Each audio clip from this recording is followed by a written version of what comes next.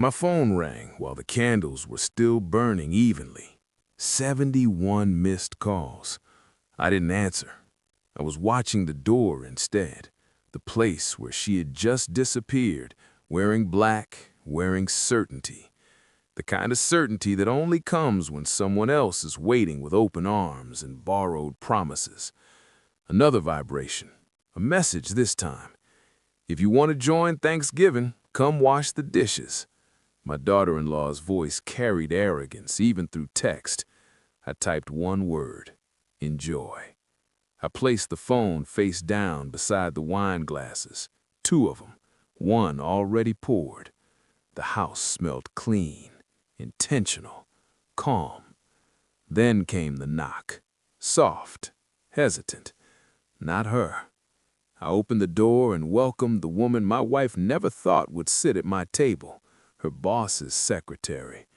Her eyes scanned the room like she had stepped into a trap she didn't know how to escape. I smiled. The candles flickered, and somewhere far away, my wife's night began to collapse. Betrayal never announces itself loudly. It whispers. It hides in habits that shift just enough to feel wrong. My wife stopped asking when I'd be home. She stopped leaving her phone unattended.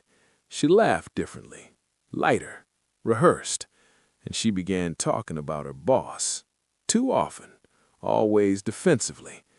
I didn't accuse. Accusations invite lies. Instead, I listened.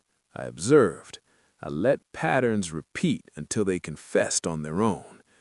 Then there was the dress, black, elegant, untouched by my eyes until the night she wore it for someone else.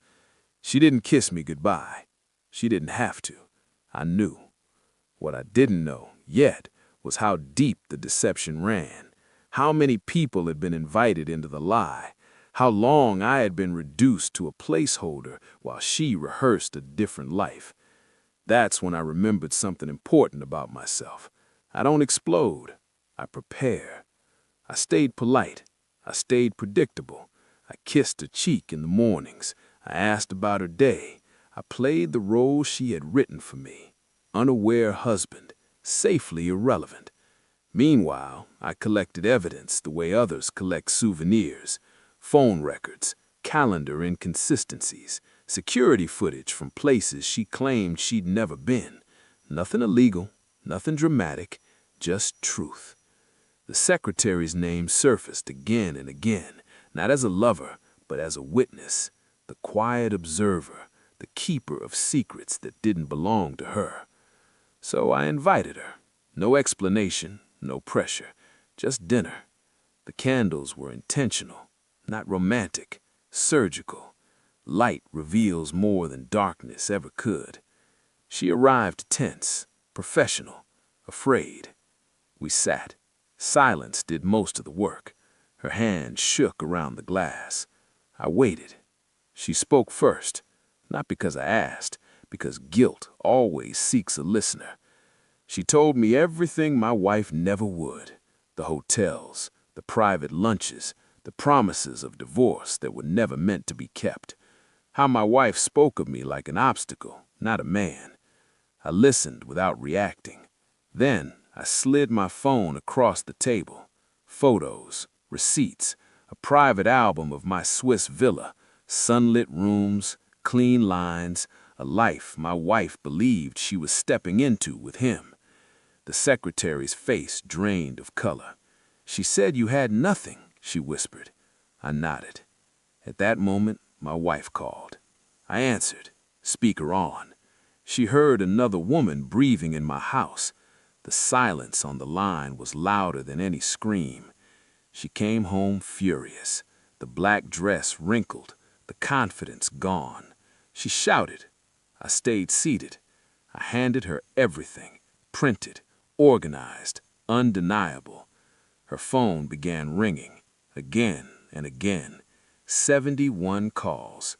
Family, friends, the daughter-in-law who thought humiliation was power. I didn't raise my voice. I explained calmly that the villa was never hers, that the accounts she bragged about were never shared, that the future she imagined was built on my restraint, not my ignorance. Then I told her something she hadn't considered. I knew before she left tonight. I just wanted her to walk out believing she had won. That's what broke her. Not the loss, the realization that she had been managed. The house is quiet now. The candles are gone. So is she. I leave tomorrow. Switzerland doesn't represent escape. It represents distance, control, clean endings. I don't feel victorious. I feel awake. She wore black to celebrate what she thought was her freedom. I lit candles to mark the end of my patience. And when my phone finally stopped ringing, I understood something simple and permanent. Some people don't deserve revenge. They deserve to be left behind, fully exposed and completely irrelevant.